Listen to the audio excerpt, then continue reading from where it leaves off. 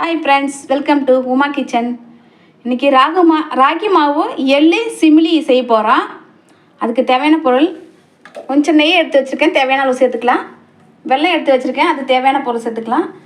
இதில் வந்து நான் 1/2 கப்பு ராகி மாவு எடுத்து வச்சுருக்கேன், ஒரு 50 கிராம் எள்ளு எடுத்து வச்சுருக்கேன், ஒரு 5 ஏலக்காய் எடுத்து வச்சுருக்கேன், தேவையான அளவு உப்பு எடுத்து வச்சுருக்கேன்.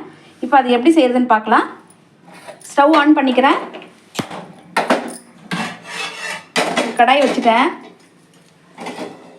இப்போ கடாய் சூடு ஏறினதுக்கப்புறம் நம்ம எள்ளு சேர்த்துக்கலாம். அதில் கடாய் சூடு எரித்து எள்ளு சேர்த்துக்கலாம்.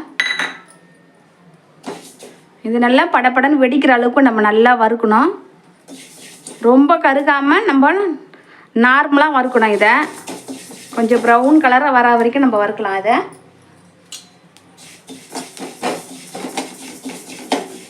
ரொம்ப வறந்துச்சுன்னா அப்புறம் கருப்பாயிடுச்சுன்னா எள்ளு கசப்பாக இருக்கும். அதனால் நம்ம நார்மலாக வறுத்துக்கலாம். இந்த வெடிக்கிற ஸ்டேஜ் வந்தால் வறந்துச்சுன்னு அர்த்தம். இப்போ எள்ளு நல்லா வறந்துடுச்சு. இப்போ இறக்கி வச்சிடலாம். இது அப்படியே ஆறட்டும், நல்லா சூடு ஆறட்டும். ஆறினதுக்கப்புறம் வந்து பார்க்கலாம். ஒரு இட்லி பாத்திரத்தில் தண்ணி ஊற்றி அடுப்பில் வச்சுக்கிறேன்.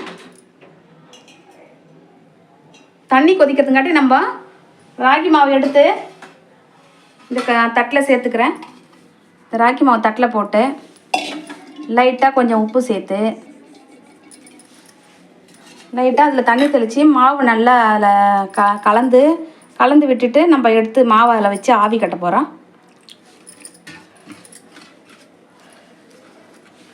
மாவை தண்ணி தெளித்தாலும் கட்டி கட்டியாக இருக்கக்கூடாது, நல்லா உதிரியாக இருக்கணும். திரியாக இல்லாமல் நல்லா உதிரியாக இருக்கும்போது நம்ம ஆவி கட்டிக்கணும். துணியில் வச்சு, ஒரு காட்டன் துணி வச்சு இட்லி பாத்திரத்தில் அதில் தான் நம்ம இப்போ ஆவி கட்ட போகிறோம். மாவு இப்போ ரெடி ஆயிடுச்சு. இப்போ தண்ணி சூடு ஏறிடுச்சு. இப்போ இட்லி கொத்து அதில் வச்சுட்டு அது மேலே ஒரு காட்டன் துணி போட்டுக்கிறேன்.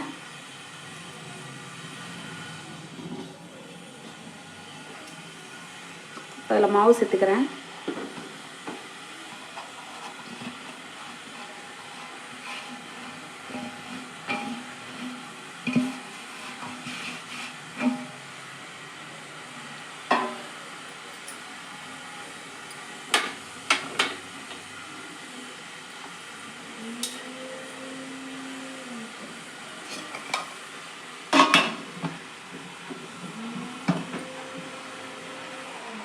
இது அப்படியே மூடி போட்டிருக்கேன்.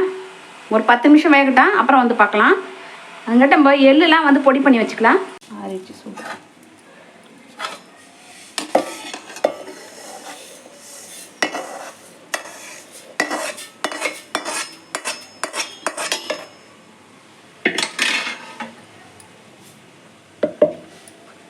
இது வந்து நம்ம நான் ஸ்டப்பாக அரைக்கக்கூடாது. எள்ளு வந்து பல்ஸ் விட்டு தான் அரைக்கணும். நான் லைட்டாக பல்ஸில் அரைச்சிக்கிறேன்.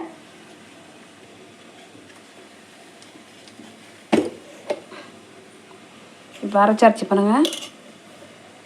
நம்ம நைஸாக அரைச்சா அதில் வந்து எண்ணெய் வந்துடும். அதனால் இந்த மாதிரி நொய் மாதிரி ரவா மாதிரி அரைச்சிக்கணும். பல்ஸ் விட்டு அரைச்சாதான் இந்த மாதிரி ரவா மாதிரி கொருன்னு வரும். இப்போ இதை அரைச்சாச்சு. மாவு வந்து வெந்துருச்சுன்னா நம்ம எடுத்து இப்போ அதை ரெடி பண்ணிக்கலாம். சிமிலி இது அப்படியே இருக்கட்டும். இப்போ வெந்துருச்சு. இதை ஆஃப் பண்ணிக்கிறேன்.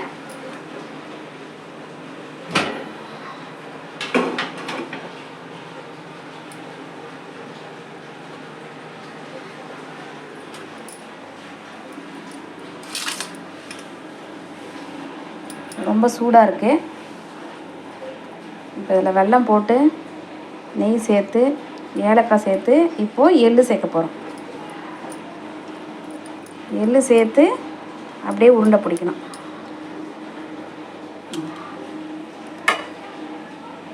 அரை கப் மாவு எடுத்தேன் நான். இப்போது 1/4 கப் வெல்லம் சேர்க்குறேன். இது கம்மியாக சாப்பிட்றவங்களுக்கு இந்த ஸ்வீட் போதும். அதிகமாக தேவைன்னா இன்னும் கொஞ்சம் நம்ம சேர்த்துக்கலாம். நான் வந்து கம்மியாக சேர்த்துருக்கேன், 1/4 கப் சேர்த்துருக்கேன். அதிகமாக சாப்பிட்றவங்களுக்கு இன்னும் கொஞ்சம் ஸ்வீட் வேணுன்னா கூட சேர்த்துக்கலாம். நான் கம்மியாக சேர்த்துருக்கேன். வெல்லம் சேர்த்துட்டேன். இப்போ இதில் ஏலக்காய் சேர்த்துக்கலாம். சூடாக மாவு இருக்கும்போதே அதில் நம்ம கொஞ்சமாக நெய் சேர்த்துக்கலாம். நெய் வந்து நல்லா வாசனையாக டேஸ்ட்டுக்கு சேர்க்குறேன்.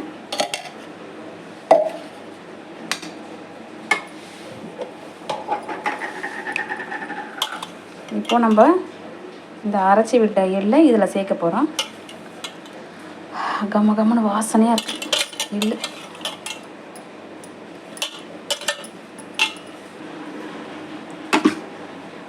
இப்போ சூடாக இருக்குது. சூடாக சேர்க்கறதுனால வெல்லமும் அதில் நல்லா இறுகிடும். இப்போ நம்ம உருண்டை பிடிக்கிறதுக்கு நல்லா ஈஸியாகவே வரும். நம்ம இதை அடையாக கூட நம்ம தட்டி பிச்சு பிச்சு போட்டு மிக்சியில் அடிச்சுக்கலாம். இல்லைன்னா நம்ம உரலில் கூட போட்டு இடித்து நம்ம எள்ளு சேர்த்து சாப்பிட்லாம். அப்படின்னா வேர்க்கடலை கூட சேர்த்து சாப்பிட்லாம் இடித்து. எப்படி சாப்பிட்டாலும் இது ஸ்ட்ரென்த்து தான். ரொம்பவே ஹெல்த்துக்கு நல்லது. இது பாரம்பரியமான உணவு, பழைய காலத்து உணவு. நாங்களாம் சின்ன வயசில் சாப்பிட்ட உணவு இதெல்லாம். அதனால் குழந்தைங்களுக்கு நல்லா ஹெல்த்தான உணவுன்னு சொல்லிட்டு நான் இதை சேர்க்குறேன். சூடு ஆறினவுடனே நம்ம கையில் பிசைஞ்சிக்கலாம்.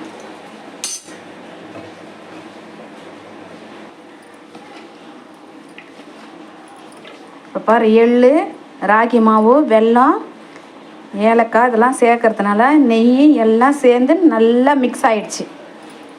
இப்போ இதை நம்ம அப்படியே உருட்டி டப்பாவில் போட்டு வச்சா கூட ஒரு வாரம் கழித்து கூட சாப்பிட்லாம். ஒன்றுமே ஆகாது. ஃப்ரிட்ஜில் கூட வைக்கணும்னு கிடையாது. வெளியில் வச்சே சாப்பிட்லாம். கெட்டே போகாது, நல்லாயிருக்கும்.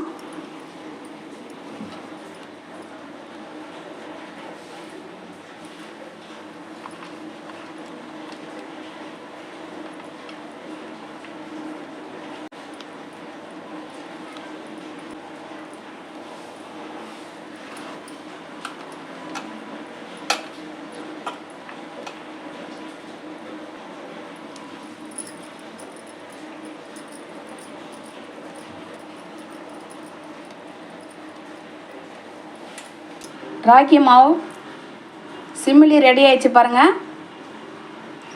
கண்டிப்பாக வீட்டில் ட்ரை பண்ணுங்கள். மறக்காமல் சப்ஸ்கிரைப் பண்ணுங்கள், லைக் போடுங்க, ஷேர் பண்ணுங்கள்.